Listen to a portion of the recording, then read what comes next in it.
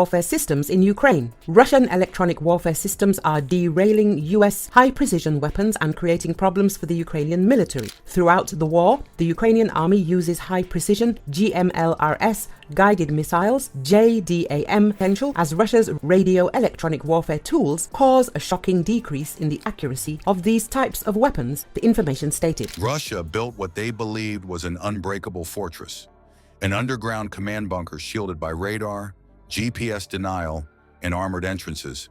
Yet within hours, Ukraine turned this stronghold into a silent tomb. How did a target thought impossible to breach get erased in a single night? Stay with us as we reveal the deception, the electronic warfare, and the precise timing that left Russian generals trapped beneath their own defenses. Before we move on, I'd like to ask you a small favor. If you appreciate this content, please take a second to like this video and subscribe to the channel. Over 98% of you watch the videos without subscribing. It costs you nothing, but it makes a huge difference to us. So did you click the subscribe button? Great, thank you so much. Now back to the video. Russian generals walked into what they believed was the safest room in eastern Ukraine. The air smelled of recycled oxygen, filtered through layers of reinforced stone and steel. The walls around them were 2 meters thick, poured concrete laced with rebar dense enough to halt tank shells. Beyond the main entrance, a pair of pressure-sealed armored doors reacted slowly as they locked behind the last commander, closing with the sound of mechanical certainty. Technicians worked under dim light, surrounded by power lines linked to diesel generators buried deeper underground.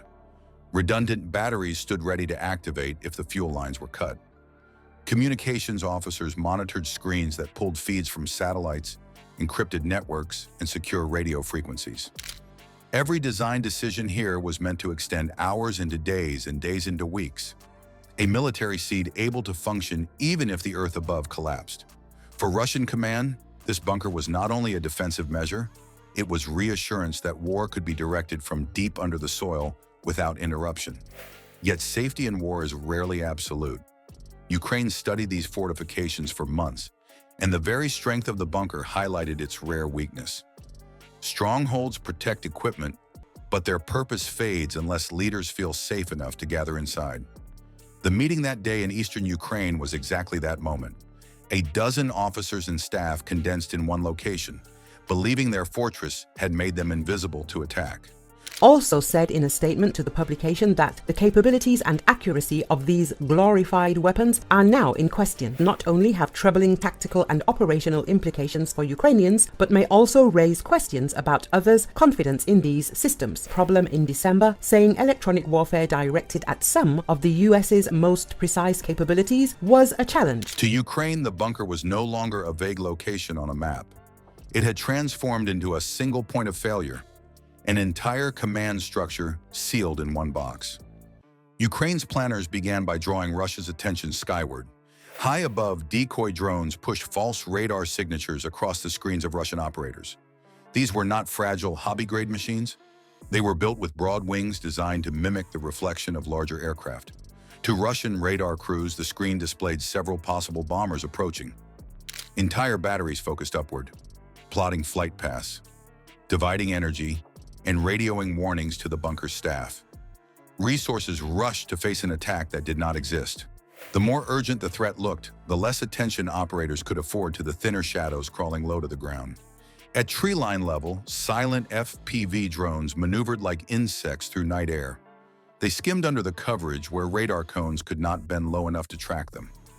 Guided by pilots sitting miles away, each insect-shaped machine carried a shaped charge no larger than a dinner plate. The destination was no mystery, the outlying radar installation that fed targeting data into the command bunker. Within minutes, the drones struck in sequence. Explosions rolled outward, shredding the vital antenna array, throwing operators into smoke and silence. Russia had lost its eyes, but the assault had only begun.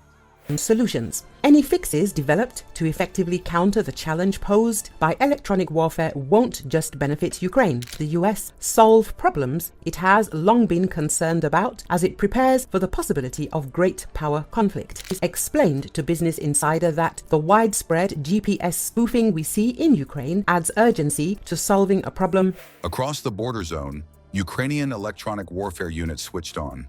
Their jamming systems pushed waves of interference into Russian networks. Secure channels dragged into delay, overlapping echo, and finally collapse. Field units trying to relay coordinates heard nothing but distortion. The bunker found itself sealed not only in earth, but also in silence. For generals inside, the immediate world shrank to the walls of their chamber. Antennae above could not restore order. Their perception of the battlefield was reduced to blurred signals and half-legible maps. As this took hold, Russian operators tried to recalibrate GPS receivers. And a reconnaissance or strike drone. Electronic warfare is a broad term that includes a variety of inexpensive options. Its weapons. Electronic warfare can be executed using cheap but effective technology, and both sides of the war are using it extensively. Precision-guided munitions. They can also be used to scramble the connection between an operator and a reconnaissance or strike drone. But Ukraine had anticipated this. Spoofing programs bent the accuracy of satellite feeds, making coordinates drift by hundreds of meters. Drone pilots inside Russia found their vehicles wandering off course.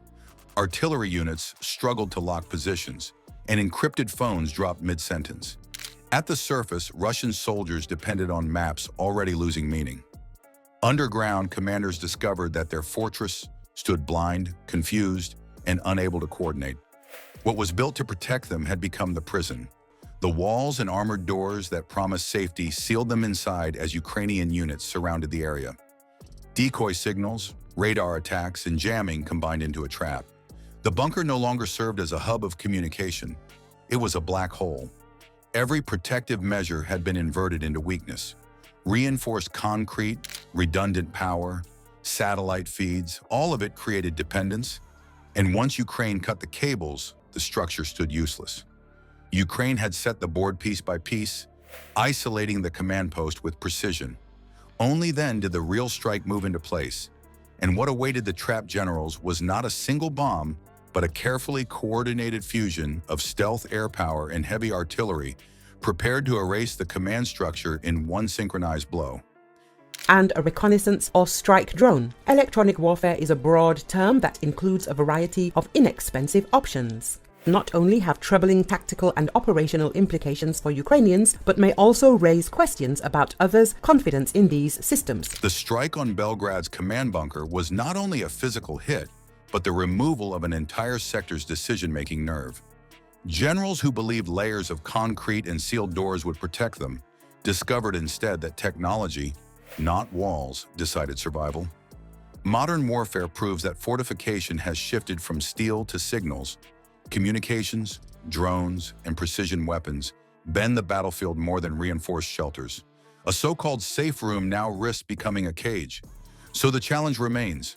If electronic warfare and guided bombs can silence a buried fortress, what future awaits every hardened command center on Earth?